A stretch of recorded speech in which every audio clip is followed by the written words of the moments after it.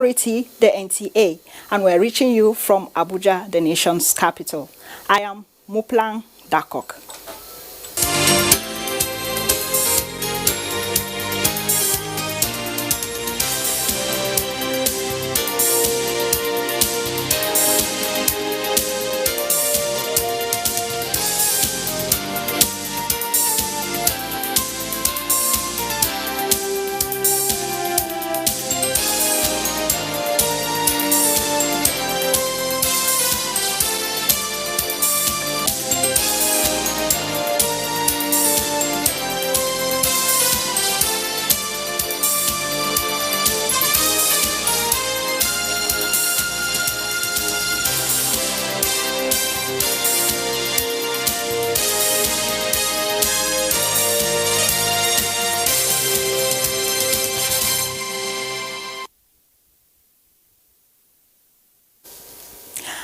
Good to know that you're always tuned to Business Express.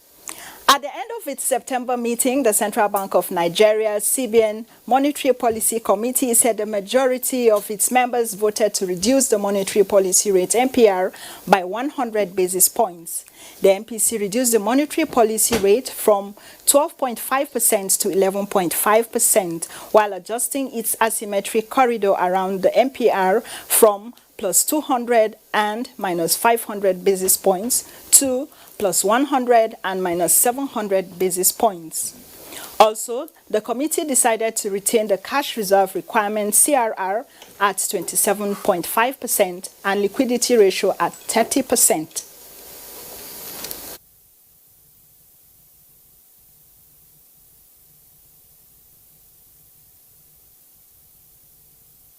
The key factors considered by committee as likely to exert upward pressure on domestic prices in the near term includes the prevalence of security challenges in the country, adverse weather conditions causing flooding in some farming regions, the increase in petroleum pump price, deregulation in the electricity tariffs, low crude oil prices, and exchange rate adjustment. The CRR is the fund kept with the CBN as a minimum deposit a commercial bank must hold as reserves rather than lend to customers, while liquidity ratio is the portion of assets that can easily be exchanged for money compared to the total assets of a bank or other financial institutions. Now, banks caught delaying the disbursement of funds to eligible farmers under the Anchor Borrowers Program will be severely sanctioned by the Central Bank of Nigeria. The CBN indicated this Tuesday, saying the development conflicts with its efforts to guarantee food security in the country. CBN Director of Development Finance, Yusuf Yila, made the announcement at a stakeholders meeting involving Anchor processors, commodity associations, and banks in Abuja. And in certain instances where we can replant, we will replant quickly. The three key commodities we're focused on in this dry season. We're focused on rice, we're focused on maize, and we're focused on tomato. I've said before you ask for disbursement of funds, be sure that you have all your documentations right. You have 5 working days within which we disburse money and for you to give it to the farmers. And as you delay disbursement, it delays activities. We cannot achieve our mandate. Nigeria and other African countries' gross domestic product GDP is estimated to reach $7 trillion by 2035 because of their huge markets. Secretary General of the African Continental Free Trade Area, Wamkele Mene, revealed this on his working visit to Nigeria.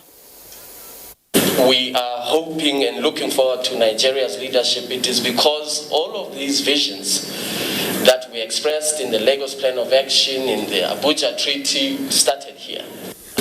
The Senate and the National Assembly are ever committed to providing legislative support.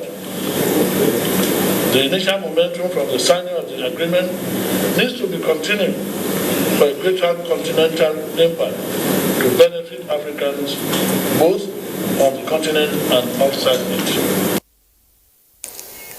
Now, Nigeria's desire to domesticate the AFCFTA is witnessing a progression which has advanced to the point of ratifying the agreement to create a single market and promote easy movement of goods and services within the 55 member states of the African Union. To do this, experts say individual countries' policies and laws that contradict the free trade area have to be addressed for proper alignment of the AFCFTA.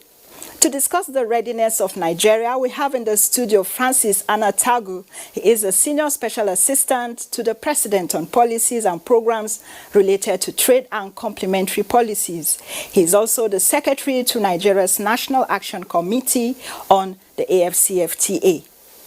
Also here is Chinenye Mba Uzuku. He is a policy analyst, thought leader and founder of multiple award-winning solution providers in technology, innovation, ecosystem strategy, and public sector. Gentlemen, you're welcome to Business Express. Thank you very much. Okay, let's begin with you, Mr. Anatagu.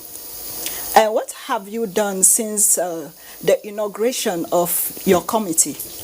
Okay, thank you very much. Like you rightly stated, so the president, after we signed the AFCFTA agreement, inaugurated the National Action Committee on AFCFTA, and the objective of that committee is to coordinate the activities of ministries, departments, and agencies of government, as well as the private sector, to undertake interventions to prepare Nigeria to take advantage of the AFCFTA, as well as minimize whatever inherent risks there are in it. Okay. So, following the inauguration, we had to set up the committee properly. Part of it was establish the subcommittees and the technical work streams, and we have about 14 work streams focused on three key areas: trade in goods, trade in services, and trade enablements. And each of these work streams have representatives, director level representatives from both the private sector and the public sector. And we went into the committee bearing in mind that a study had been done. There was an impact and readiness assessment of the AFCFTA agreement that was done. And there were some concerns that were raised by stakeholders. Okay. Concerns around abuse of trade rules, concerns around how we're going to manage smuggling. We are dealing with smuggling under small ECOWAS, and now we are expanding to 55 African countries. So some people were also agitating that we need to ratify so that we will be at the table for the conversations that need to happen to make sure that Nigeria remains protected as we go forward. Okay, so how prepared is Nigeria for the implementation of the AFCFTA? So one of the things that we found is that in dealing with some of the issues that we raised, Nigeria has, ECOWAS is a customs union.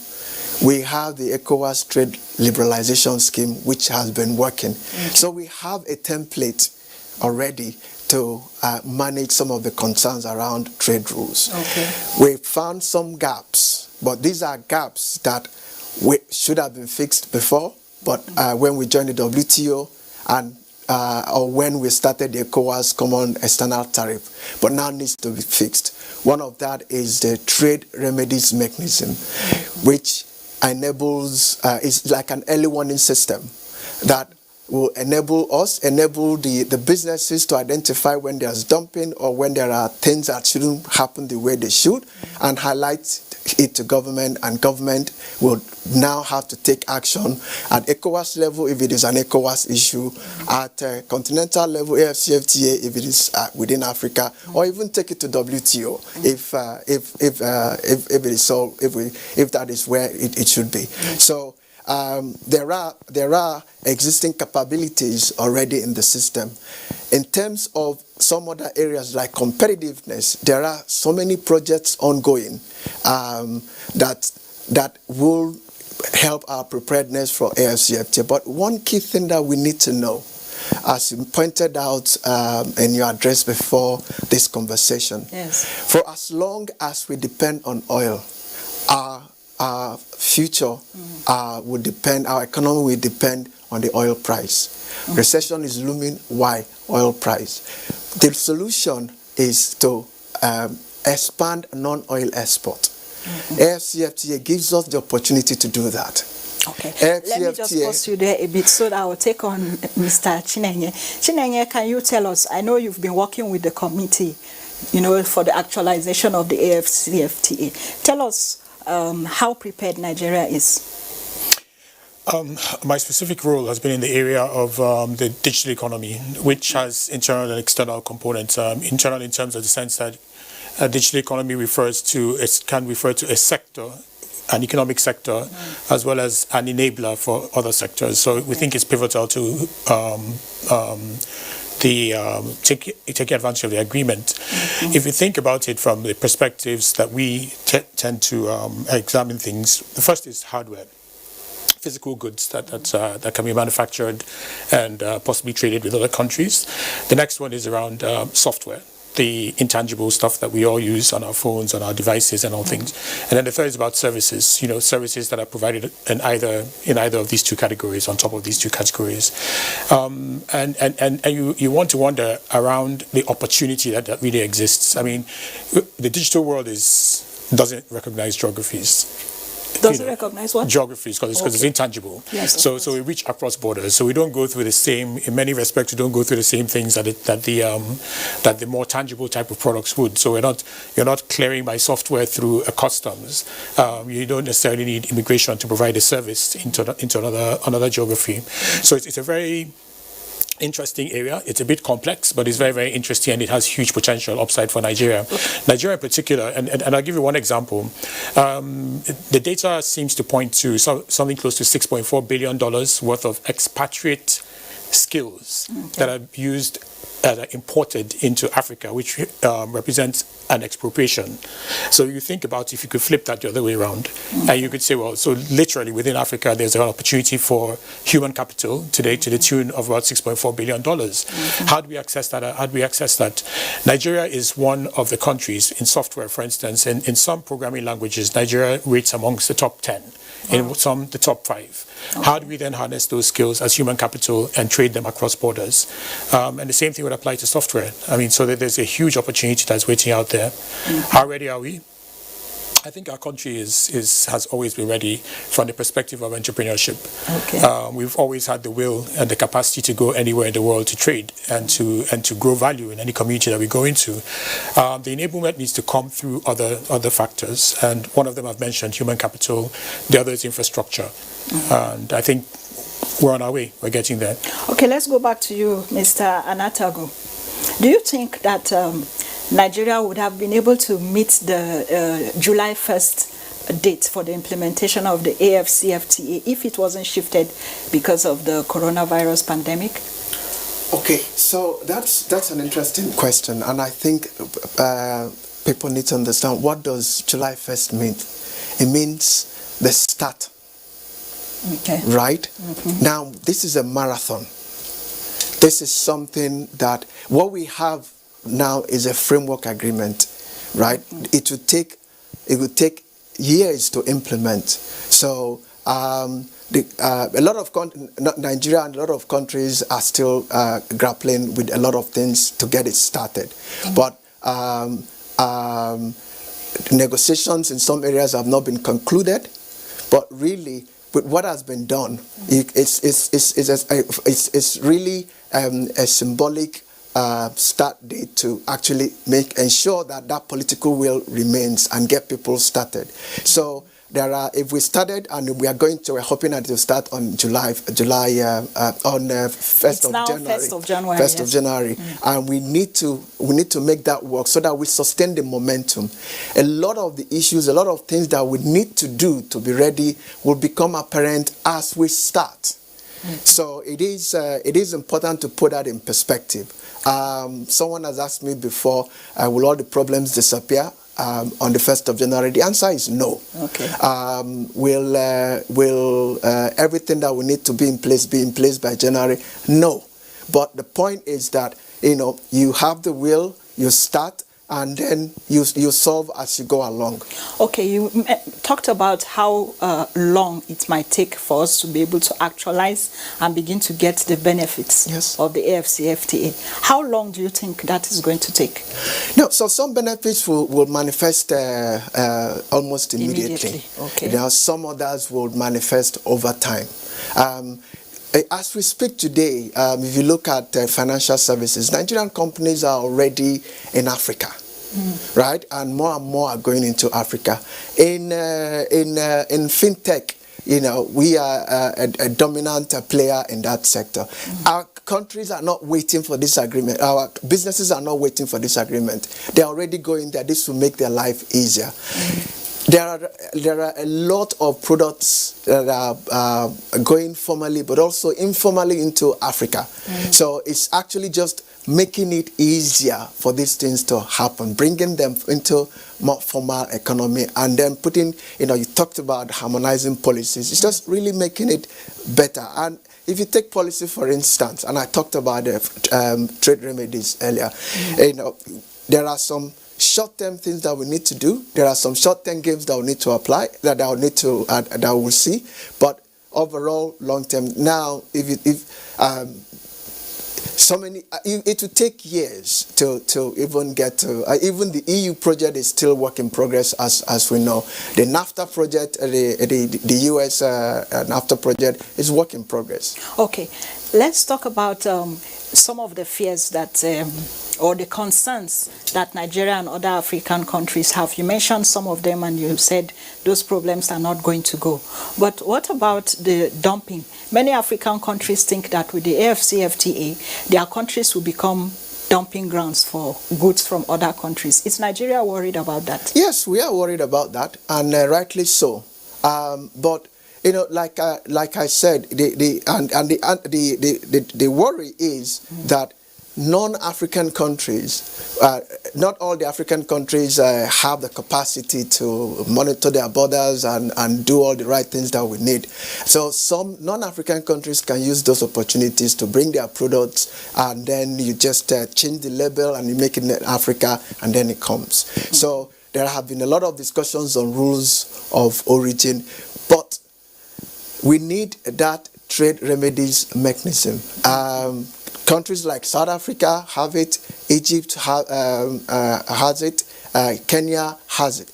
This is something, there was an attempt, I think in 2010, to have a law for that, an anti-dumping law bill. So this is something that we have prioritized at the National Action Committee. We are looking at some short-term means of doing this, and it is quite technical. Okay. As well. So the capacity, the infrastructure that we need, the people that have the skills, it's like an investigation. So these are all the things that we need to put in place. And why I say it is very important is if you look at ECOWAS level, there are regulations that were put in place during the Common External Tariff that actually provides you the basis to tackle dumping and so on. There are specific regulations on dumping. Now, how well have we taken advantage of that? Not so well, because of the work that needs to happen, the institutional infrastructure, so the committees and holding people accountable. So that is what we need, and we are working to put in place. All right. Let's take you, Mr. Chinenye. How is Nigeria working with other African countries to, actualize and ensure a smooth sale of the AFCFTA when it comes into play? I think what Francis has referred to is really around the infrastructure and the framework within which the trade will happen. As we speak now, though, you can look at certain areas. Nigeria's music is being exported globally. Nigeria's all the output for the creative industries, the Nollywood story, is being exported globally. Nigeria's software is being exported as well. So there's quite a lot of trade that is taking place, and everywhere where Nigerian businesses actually are operating, we want to see how we can expand that capability and let them carry the entire stack that's involved in the enterprise into those environments. So they're just not very quickly. Sorry, I had to cut you short because we don't have much time on our hands. Okay, so the border closure, do you think it's going to affect the takeoff of the AFCFTA? Because Nigeria's land borders are currently partially closed.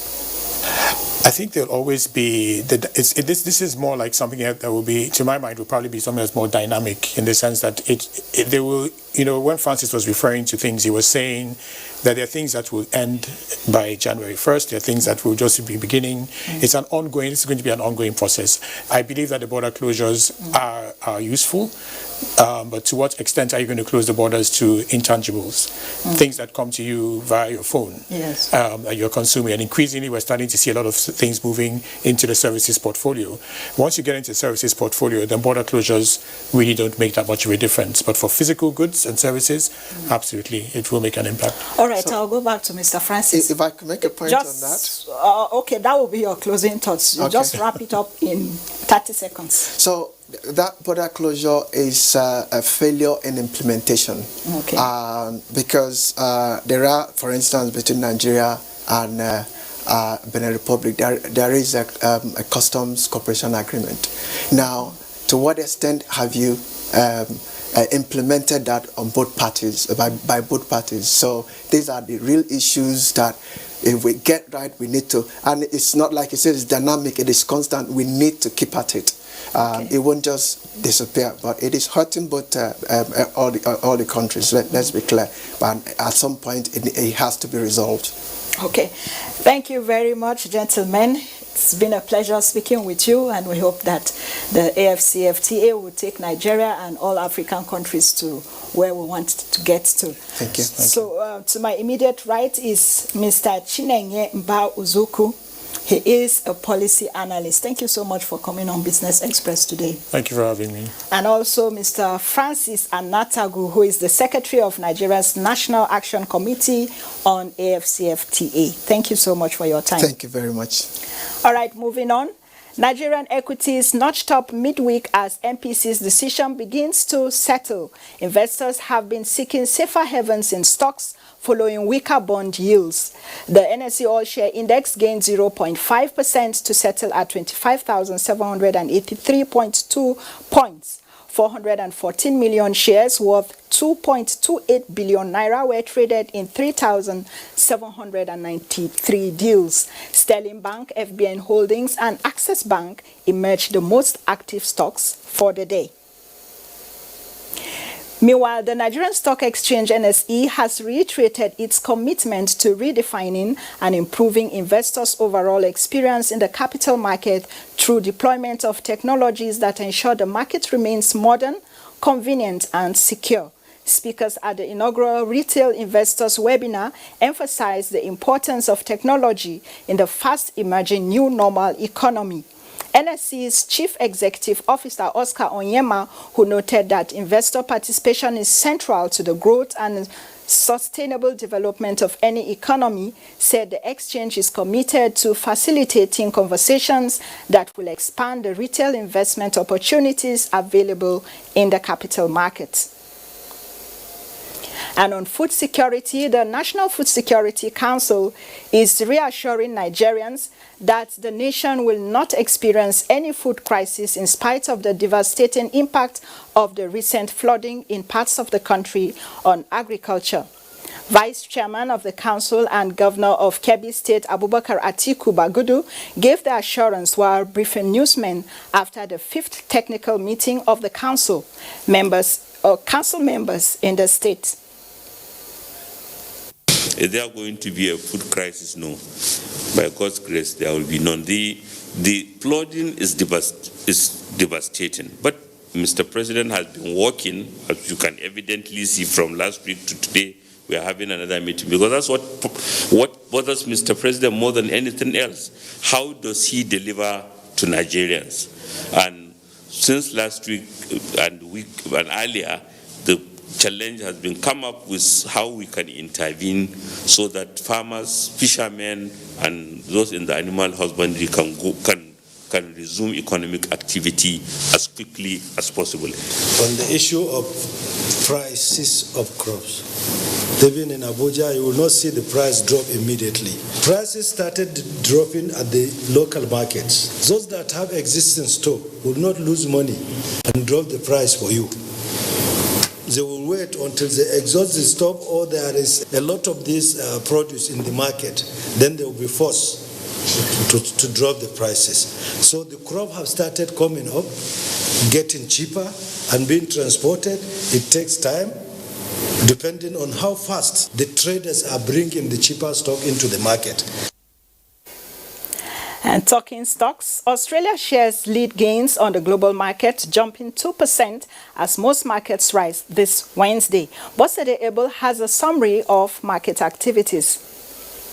Stocks in Asia were mixed in early trading of Wednesday, 23rd September, as investors reacted to the recent comments from Federal Reserve Chairman Jerome Powell that it will keep interest rates near zero for years until the U.S. economy recovers from the effects of the COVID-19 pandemic. Shanghai Composite was up 0.17% to 3,279.71. Hang Index gained 0.11% to end a trading day at 23,742.51, while Nikkei slipped fractionally to 23,346.49. U.S. stock futures were solidly higher again early Wednesday after the S&P 500 experienced its first positive day in 5 trading sessions. Dow Jones Industrial Average futures received a boost. S&P 500 futures and Nasdaq 100 futures also edged higher. European stocks climbed as investors reacted to key data releases from the Eurozone. Africa stocks resumed early trading mostly bullish, with South Africa's JSE Africa Top 40, Nairobi's All Share, Tunisia's Tunidex, and Namibia's overall index posting gains, while Ghana's GSA Composite was also marginally positive. Bosede Abel for Business Express. Thank you, Bosede. And with that report, we've come to the end of this episode of the program. Don't forget you can access this and all previous episodes on YouTube, and you can also communicate with us on Twitter. The handle is at NTA News Now. The hashtag is BizX. We value your feedback, so join us again on Thursday at 9:30 a.m. for another package. I am Muplang Dakok saying stay safe.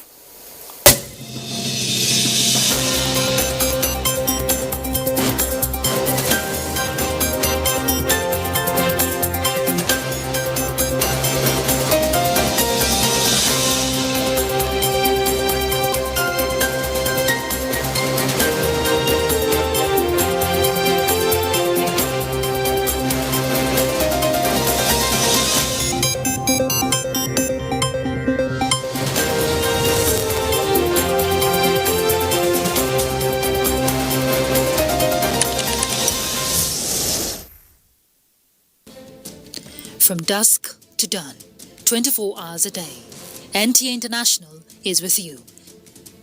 In your living room, office, and everywhere, anywhere. We provide a company you desire in terms of balanced and up-to-date news, programs, and the best of entertainment.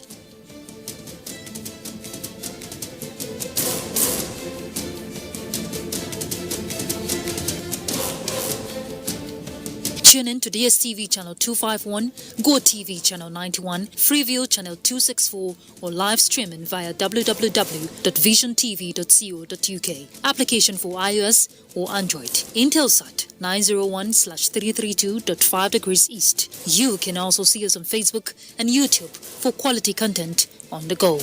NTA International, Africa's window to the world.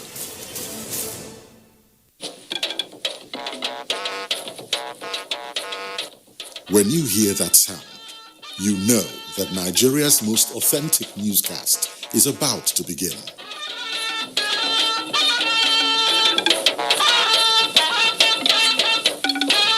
NTA Network News. A national communion.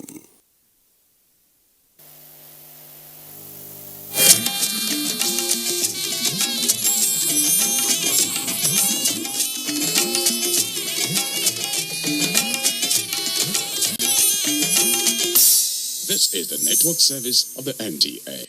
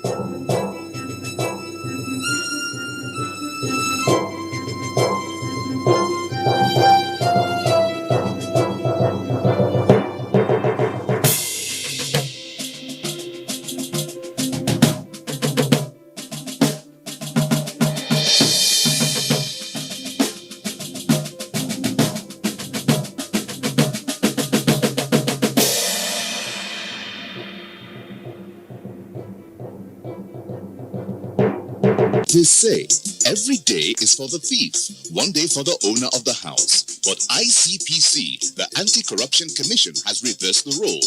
It is now every day for the owner of the house.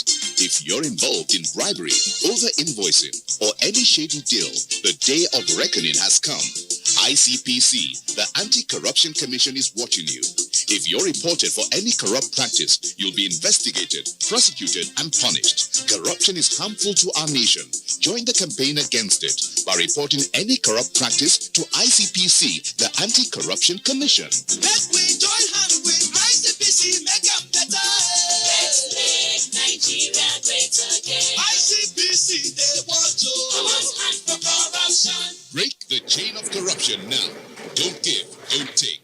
This message is brought to you by ICPC, the Anti-Corruption Commission.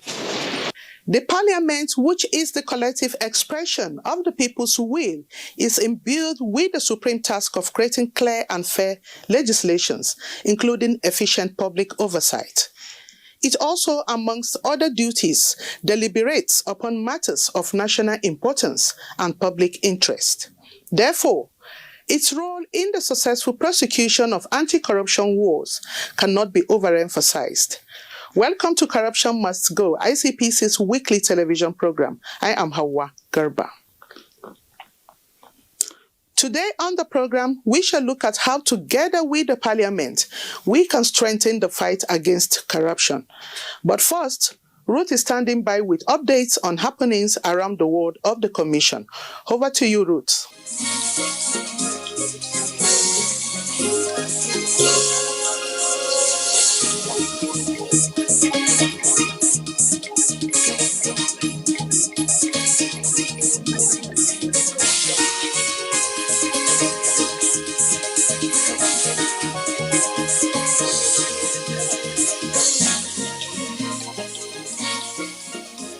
Welcome to this segment on anti-corruption stories. I am Ruth Awodi.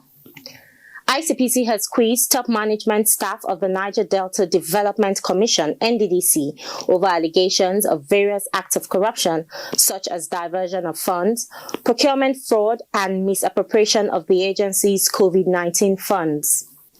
Some directors of NDDC were interrogated at the Commission's headquarters recently after months of intelligence gathering following the receipt of petitions from Nigerians on the alleged illegalities and contracts fraud by some officials of the agency. Top officials of the agency are being investigated for their complicity in an alleged diversion of 5.4 billion naira meant for the purchase of personal protective equipment, PPE, for health workers handling the COVID-19 pandemic in the 9 states of NDDC. The Commission is also investigating the payment of millions of naira to staff of the agency for foreign trainings during the COVID-19 full lockdown, which were never attended, as well as the non-payment of entitlements to students on foreign scholarships. Other allegations being investigated by ICPC include the selling of backdated contract award letters for projects and awards of contracts that were not captured in the budget of the NDDC. ICPC had already retrieved relevant documents with which to continue investigations towards the recovery of diverted funds and prosecution of breaches of the law.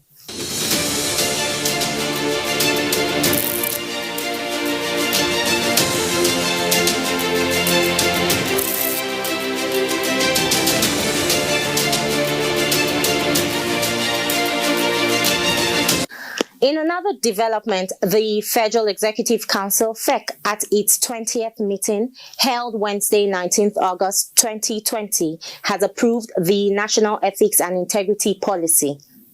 The policy, which is the brainchild of ICPC, was co-sponsored by the Office of the Secretary to the Government of the Federation, OSGF, and National Orientation Agency, NOA. The policy was approved for the good and ethical conduct of the Nigerian citizenry. The journey towards developing the policy on ethics and integrity for Nigeria commenced when the Commission developed the much-acclaimed National Values Curriculum for the teaching of 12 identified core values in primary, secondary, and tertiary institutions across the nation. The curriculum, approved by the National Council on Education in 2004 and infused into existing school subjects, is being taught as part of those subjects since 2007-2008 academic session, with a teacher's guide launched in 2012 to assist teachers in the effective communication of the values. In his opening statement in the policy document, ICPC Chairman Professor Bolaji Owasonye stated that the development of the National Ethics and Integrity Policy is a befitting follow-up to the National Values Curriculum Initiative. The policy was developed in collaboration and consultation with stakeholders, traditional and religious institutions, civil society, the public and private sector, behavioral change experts, etc., who also had an opportunity to make their input at a webinar held on 21st May 2020.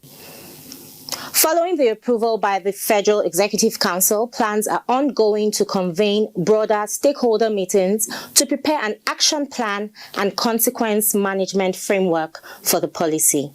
That would be all on this segment. Corruption Must Go continues with Hawa. Stay with us.